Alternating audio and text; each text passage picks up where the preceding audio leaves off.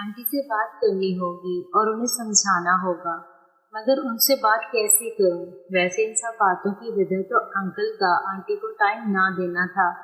अगर वो आंटी को टाइम देते तो शायद आंटी ऐसी ना होती।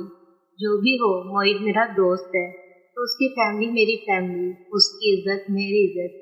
अब मुझे सब कुछ ठीक करना होगा। मैं इफ्तिखार और रानी को सबक सिखाने के बारे में सोचता हुआ सो गया। सुबह में उठने में थोड़ा लेट हो गया, इसलिए ग्राउंड से भी लेट वापस आया। आंटी शायद योगा करके जा चुकी थी। मैं जल्दी से तैयार हुआ और नीचे आ गया। अंकल डाइनिंग टेबल पर बैठे अखबार पढ़ रहे थे। शेरू, गुड मॉर्निंग अंकल, कैसे हैं आप? Uncle, good morning. अरे वाह, इतनी जल्दी उठ गए तुम तो, और तैयार भी हो गए। तभी आंटी जूस लेकर आ गई। आंटी उठ गए? अरे ये तो सबसे पहले उठ जाता है और ग्राउंड में एक्सरसाइज करने जाता है। अंकल, क्या सच में? वैसे कौन से ग्राउंड में जाते हो एक्सरसाइज करने? शेरू, जी वो कॉलेज के ग्राउंड में। अंकल, अरे इतनी दूर जाती हो एक्सरसाइज करने? यहीं पास में ही तो है ग्राउंड, वहाँ जाया करो। पता है शहर के सब बड़े लोग, सब ऑफिसर्स वही होते हैं सुबह, और घर के इतना पास है कि पैदल ही जा सकते हो।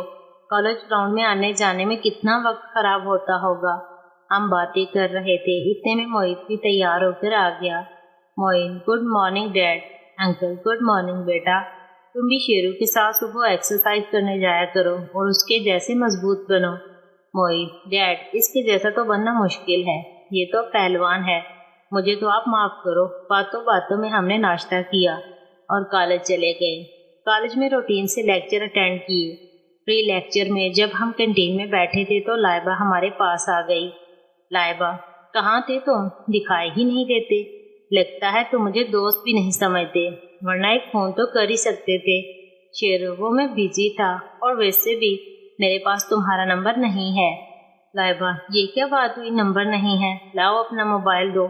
लाइबा ने जबरदस्ती मेरा मोबाइल लिया और मेरे फोन से अपना नंबर डायल किया और मेरे मोबाइल में अपना नंबर सेव कर दिया। लाइबा मेरे साथ सेल्फी लेने की जिद करने लगी और मुझे ही सेल्फी लेने को कहा।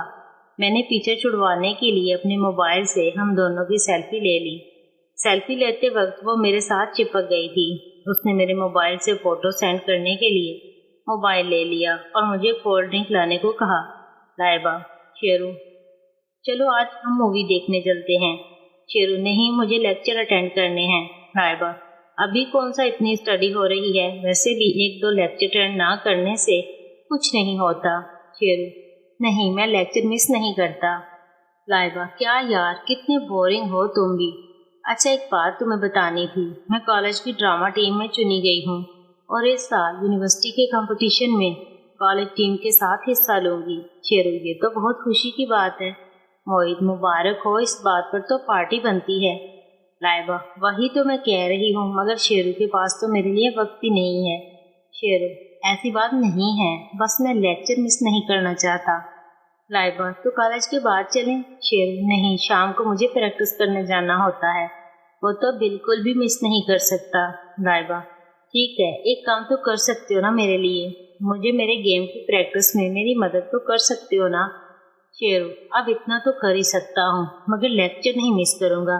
तुम प्री लेक्चर में सेटिंग कर लो।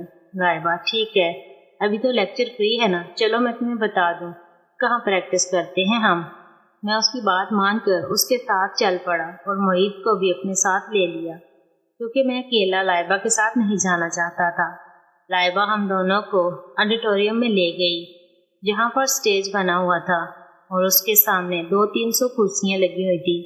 स्टेज पर कुछ लड़के लड़कियाँ प्रैक्टिस कर रहे थे। लाइबा उनसे जाकर मिली। अगले लेक्चर का टाइम हो रहा था, इसलिए मैं और मोहित जल्दी वापस आ गए। लेक्चर्स ख़त्म होने के बाद मैं और मोहित साइंस ब्लॉक में गए। महरीन, राहीला बाजी और मनाहिल एक साथ थी। महरीन का देखने का नज़रिया आज बदला बदला सा था। राहीला बाजी के सामने मैं कोई बात नहीं करना चाहता था, इसलिए मैंने महरीन को सबसे अलग करके पूछा, महरीन, सब ठीक है ना? मच्छरों ने दोबारा तंग तो नहीं किया? महरीन मेरे सवाल पर मुस्कुरा दी और ना मैं सर हिला दिया। आज महरीन मुस्कुरा कर मेरे साथ पेश आ रही थी। मेरे दिल को बहुत सुकून मिला। उसके बाद हम अपने अपने घर निकल गए। घर से फिर खाना, प्रैक्टिस और फिर से वापस रात का खाना, सब रूटीन से हुआ, कोई खास बात नहीं हुई। आज हफ्ता था और मैंने शाम को गांव जाना था। आज कॉलेज में समीना मैडम ने मुझे घर आने का प्रॉमिस याद दिलाया और मुझे अपना ड्रेस बता दिया।